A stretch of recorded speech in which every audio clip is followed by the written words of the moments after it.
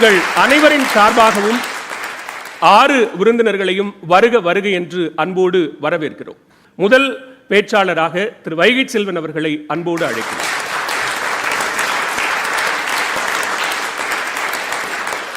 அரசியல் கட்சிகளினுடைய கூட்டணி அமைப்பது தேர்தல் வியூகமா அல்லது சந்தர்ப்பவாதமா? எங்களை பொறுத்த மாத்திரத்திலே அரசியல் கட்சிகளுடைய கூட்டணி அமைப்பது தேர்தலில் ஒரு சாதுரியம். அதற்கு பெயர்தான் வியூகம் என்று நான் சொல்லுவேன். எவ்வாறென்று கேட்டால், ஒரு பொது எதிரியை வீழ்த்துவதற்காக எல்லோரும் ஒன்று சேர்வதுதான் கூட்டணி. பொது எதிரியை வீழ்த்த வேண்டும். அப்படி வீழ்த்துவதற்கு என்னெல்லாம் ஆயுதத்தை பயன்படுத்த வேண்டும் என்று கேட்டால், தேர்தல் அரசியலில் வெற்றிதான் ஒரே குறிக்கோள். அந்த வெற்றி என்பது குறிக்கோளை மையமாக வைத்துத்தான். கொள்கை அளவிலே சமரசம் இல்லை, கருத்தளவிலே சமரசம் இல்லை, சித்தாந்த அளவிலே சமரசம் இல்லை.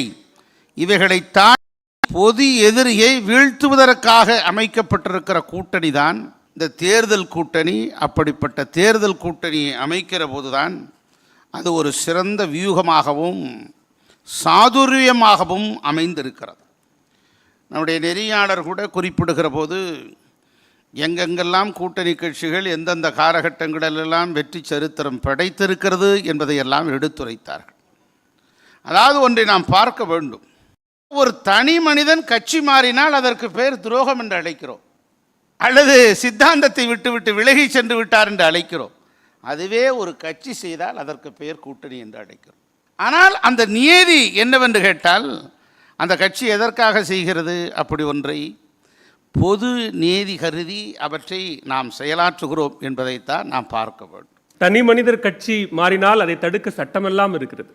ஆமாம், நிச்சயமாக. அதுக்கு சட்டமன்ற உறுப்பினர்கள், நாடாளுமன்ற உறுப்பினர்கள் தான். மற்றபடி கட்சியில் இருக்கிற தொண்டர்கள் எத்தனை கட்சிக்கு வேண்டுமானாலும் போகலாம். எத்தனையோ கட்சிக்கெல்லாம் போய் வந்தவர்கள் எல்லாம் இருக்கிறார்கள். பாஜகவை தவிர எல்லா கட்சிக்கும் போனவர்களும் உண்டு. பாஜகவில் சேர்ந்து விட்டார் என்பதற்காக முஸ்லீம் லீக்கில் சேர்க்காதவர்களும் நபர்களும் உண்டு. இது ஏற்கனவே 1967 காலகட்டங்களில் காங்கிரஸ் அல்லாத ஒரு ஆட்சியை அமைக்க வேண்டும் என்று, ஒரு கூட்டணி அமைக்க வேண்டும் என்று ஒரு சித்தாந்தத்தை ஏற்படுத்தினார் சின்ன காஞ்சிபுரம் நடராஜன் அண்ணாதுரை என்று அழைக்கப்பட்ட பெருந்தகை பேரறிஞர் அண்ணா. இந்த இடத்தில் நான் பார்க்க வேண்டும், தேர்தல் வியூகங்களை அற்புதமாக அமைத்தார். காலமெல்லாம் எதிர்த்த காங்கிரஸ் கட்சியிலிருந்து எதிர்க்க வேண்டும் என்பதற்காக அந்த காங்கிரஸ் கட்சியிலிருந்து பிரிந்து வந்து சுதந்திரா கட்சி என்று தொடங்கிய ராஜாஜியோடு கைகோர்த்து களத்தில் நின்றார் பேரறிஞர் அண்ணா அவர்கள். எல்லோரும் வியந்தார்கள். ராஜாஜிக்கு யார் எதிரி? காங்கிரஸ். அண்ணாவுக்கு யார் எதிரி? காங்கிரஸ். அப்படி இருக்கிற போது 2 பேருக்கும் பொது எதிரியாக இருக்கிறவர்கள் கூட்டணியாக சேர்ந்து கொண்டிருக்கிறார்கள். எதிரிக்கு எதிரி நண்பன் என்கிற அடிப்படையில் ஒரு கூட்டணி களம் உருவானது. அப்படி அந்த கூட்டணி களம் உருவான போதுதான் மிகப்பெரிய அளவிலே வெற்றி சரித்திரம் படைக்கப்பட்டது. அது இடதுசாரியாக இருக்கக்கூடிய மார்க்சிஸ்ட், வலதுசாரியாக இருக்கக்கூடிய சுதந்திரா கட்சியினுடைய ராஜாஜி அவர்கள், நாம் தமிழர் கட்சி, இப்போ இருக்க நாம் தமிழர் இல்லை, அப்போ சீப்பா ஆதித்தனாரை வைத்திருந்த அதுதான் உண்மையான ஒரிஜினல் நாம் தமிழர். அப்படி நாம் தமிழர் கட்சியில் இருக்கக்கூடிய சீப்பா ஆதித்தனார் போன்றவர்கள், இவர்களெல்லாம் பிரஜா சோசலிஸ்ட் கட்சியை சேர்ந்தவர்கள், இவர்களெல்லாம் ஒன்று இணைந்து ஒரு கூட்டணியை ஏற்படுத்தினார்கள்.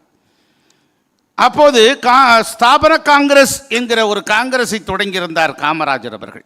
இந்திரா காந்தி அவர்களோடு நாடாளுமன்றத்தில் ஒரு பெரிய இந்திய பிரதமர்களை, 2 பிரதமர்களை உருவாக்கக்கூடிய வல்லமையை ஒரு தமிழர் பெற்றார். ஒருவர் லால் பகதூர் சாஸ்திரியையும், 2வதாக இந்திரா காந்தி அம்மையார் அவர்களையும், 2 பிரதமர்களையும். பிறகு இந்திரா காந்தி அம்மையாரோட கருத்து வேறுபாடு காரணமாக பிளவுபட்டு மிகப்பெரிய ஒரு சர்ச்சை எழுந்த நிலையில் ஸ்தாபன காங்கிரஸ் என்ற ஒன்றை அமைத்து தீவிரமாக களத்திலே குதித்தார். ஒரு திராவிட இயக்கத்தினுடைய ஒரு ஆட்சியை முதலில் அமைத்தவர், கூட்டணி அமைத்து தேர்தல் வியூகத்தை அமைத்து சாதுரியமாக. இல்லை, நீங்கள் அதை சாதுரியம் அப்படிங்கிறீங்க, அது பொது எதிரியை வீழ்த்துவதற்காக அப்படிங்கிறீங்க. மக்கள் நலன் என்று வந்தால் அது பொது எதிரியை வீழ்த்தும் போது மக்கள் நலனையும் அந்த கூட்டணி அரசியல் அது அந்த சாதுரியம் கணக்கில் எடுத்துக்குமா? நிச்சயமாக. ஏன் என்று கேட்டால், மக்கள் தானே தேர்ந்தெடுக்கிறார்கள் அந்த கூட்டணியை. நீங்கள் 1000 கூட்டணிகளை அமைத்து கூட வெற்றி பெற முடியவில்லையே. அதற்கு எத்தனையோ உதாரணங்களை நாம் சொல்லலாம். எமர்ஜென்சி காலகட்டத்தில் ஒரு சர்வாதிகார போக்கை, ஜனநாயகத்தை குழிதோண்டி புதைத்தார் என்கிற குற்றச்சாட்டு எழுந்த நிலையிலே அன்னை இந்திரா காந்தி மீது மிகப்பெரிய ஒரு மக்கள் மத்தியிலே தீராத கோபம் எழுந்தது. அப்படி எழுந்த நிலையில்தான் ராஜநாராயணன், ஜெயபிரகாஷ் நாராயணன் போன்றவர்கள், ஸ்தாபன காங்கிரஸை தொடங்கிய காமராஜர் போன்றவர்கள், நீலம் சஞ்சீவ் ரெட்டி போன்றவர்கள், நிஜலிங்கப்பா போன்றவர்கள், பல்வேறுபட்ட ஆகச்சிறந்த மொராஜி தேசாய் போன்றவர்கள், இப்படி பல்வேறுபட்ட ஆகச்சிறந்த தலைவர்களெல்லாம் ஒன்றிணைந்து கூட்டணி அமைத்தார்கள், ஒரு இயக்கத்தை தொடங்கினார்கள். அந்த இயக்கத்தில் தான் பாஜகவுடைய தாய் கட்சியே இருந்தது, சங் பரிவார். அதுதான் பாஜகவுடைய தாய் கட்சி. அவர்கள் கூட ஜனதாவிலே இருந்து ஜனதாவை உருவாக்கியதற்கு பிறகு இந்திராவின் எதிர்ப்பு அலை, அந்த கூட்டணியை மக்கள், நீங்கள் கேட்ட கேள்விக்கு மக்கள் நினைத்திருந்தால் நிராகரித்திருக்கலாம். ஆனால் மக்கள் ஏற்றுக்கொண்டிருக்கிறார்கள்.